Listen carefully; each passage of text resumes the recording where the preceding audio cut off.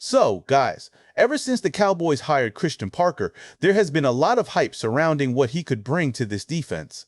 Throughout the entire offseason, we've talked about why this hire had the potential to completely change the identity of this team and take this defense to another level. But you know he has never been a player caller before.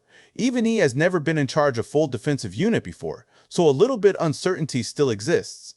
But now that training camp is finally underway, we're already starting to see exactly what we expected. The defense looks faster, more physical, more disciplined, and the overall energy is completely different from what we saw a year ago. And it looks like finally we are going to see the top 10 defense, if not a Super Bowl level defense.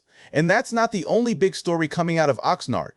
We've also got several other important training camp updates, standout performances, and position battle developments that every Cowboys fan needs to know. What's up, Cowboys Nation? Welcome to the NFL Playbook, Cowboys. If you're new here, don't forget to hit that subscribe button. So let's start with the defense, because honestly, that's where the biggest story is right now. You can just tell, watching these early practices, something is different under Christian Parker. And here's the thing that's kind of wild to me. He's not even doing a whole lot on the sideline that jumps out at you. He's calm, he's quiet, he looks like he's barely coaching at all. But if you look closer, you will find that this defense is moving with purpose. Guys lining up fast, rotating, disguising looks before the snap. That's coaching. That's structure. And you can feel it's going to translate once the pads come on. One name that keeps popping up when you talk about this defense is DeMarvion Overshown. And I'm going to be honest with you, after hearing him talk after practice, I'm more convinced than ever that he's the guy running this defense from the middle. He talked about how most of his plays are going to be happening inside the box now, how he gets back up, calls the next play, and just keeps rolling. He even said he's looking to average something like 10 tackles a game just playing that role. That right there sounds exactly like a Mike linebacker to me.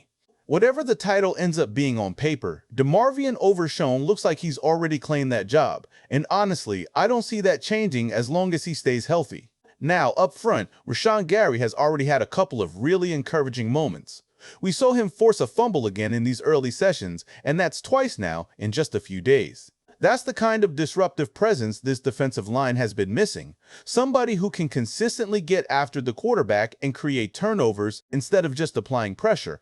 And speaking of getting stops, Quinnen Williams looked like an absolute load in the middle.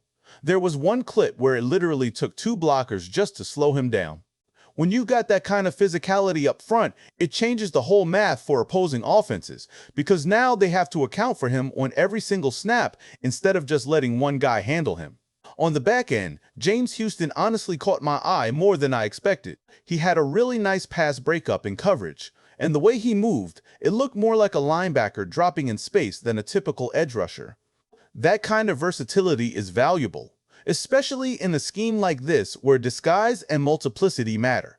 We're also seeing Cobie Durant stand out early, along with Jalen Thompson, who the coaching staff has already been praising in press conferences. And then there's Malachi Lawrence, who's been using his length to disrupt plays in the run game. All of these little pieces add up, and that's exactly why people are so excited about what this defense could look like once the season actually starts. Now, it hasn't been all perfect for the defense, and I want to be fair here. There was a defensive holding or pass interference call on Shavon Revel against George Pickens, where he basically just shoved him out of bounds because he had no other option. Some people online are arguing that was actually good coverage that just got flagged, and honestly, I lean that way too. That's the kind of growing pain you expect early in camp when guys are still getting their footing. And look, I'm not going to sit here and pretend this defense has already arrived. There are still things to clean up. There are still reps where the offense is going to win. But overall, when you step back and look at the sum of everything, the tackling, the discipline, the way they're rallying to the ball, this defense is clearly ahead of where it was a year ago at this point.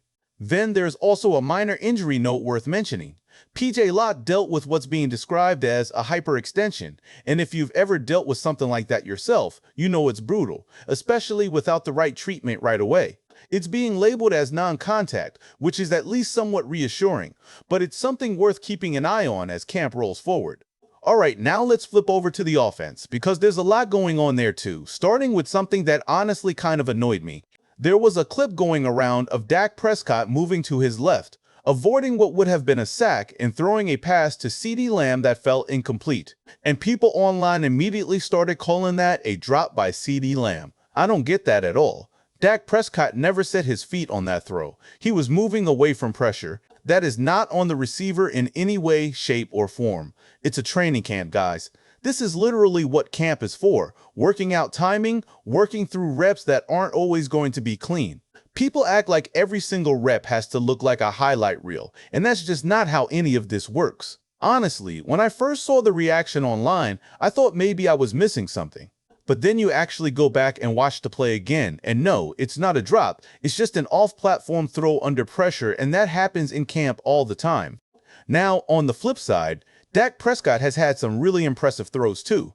There was one drop right into the bucket downfield that was about as clean a deep ball as you're going to see in camp. And George Pickens has genuinely looked outstanding throughout the opening days. The connection between him and Dak Prescott already looks further along than you'd expect this early, and that's a great sign for this passing attack heading into the season.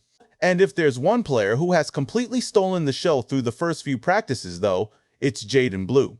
I mean, the speed, the moves, the way he's separating from defenders, it's been a legitimately electric camp performance so far. If he keeps this up, he is going to force his way into a real role in this offense, no question. Alongside him, Phil Mafah has looked like a great complement in the backfield. He's got size, but he also has more speed than people probably expected out of him. Between him, Jaydon Blue, and Javonte Williams, the running back room is looking a lot deeper and more balanced than a lot of people were giving it credit for heading into this summer. Honestly, I don't think this team needs to go add another back at this point. What they already have on the roster looks like it can get the job done, and I know I'm not the only one who feels that way about this group right now. There's also been some good moments for Jonathan Mingo, who's flashed a few nice catches early, including one right over a linebacker that was a perfect throw and catch combination. He just needs more opportunities like that as camp rolls on, and if that connection keeps building, he could end up being a real factor in this passing game by the time the regular season gets here. And up front, Jake Ferguson has already shown he's going to be a factor in the passing game again, coming down with a tough contested catch that required real focus and body control. Now, I want to mention special teams, and Brandon Aubrey went for a perfect 5 for 5 on field goals in this session, which is exactly what you want to see from a guy who's being counted on to be automatic in big moments this season. That's the kind of reliability that quietly wins you games late in the year, even if it doesn't get talked about as much as the flashy stuff on offense and defense. So, when you put it all together, defense flying around under Christian Parker, DeMarvion Overshown, looking like the new anchor in the middle, the offense flashing real playmaking ability from guys like George Pickens and Jaydon Blue, and a culture that feels sharper than last year, this is shaping up to be one of the more encouraging starts to camp we've seen in a while. Obviously, the real test comes once the pads come on. But based on everything we've seen so far, there are a lot of reasons for Cowboys fans to be optimistic. That's going to do it for me today, Cowboys Nation. Let me know in the comments what you're most excited about so far. Make sure you're subscribed so you don't miss our camp coverage. How about them Cowboys?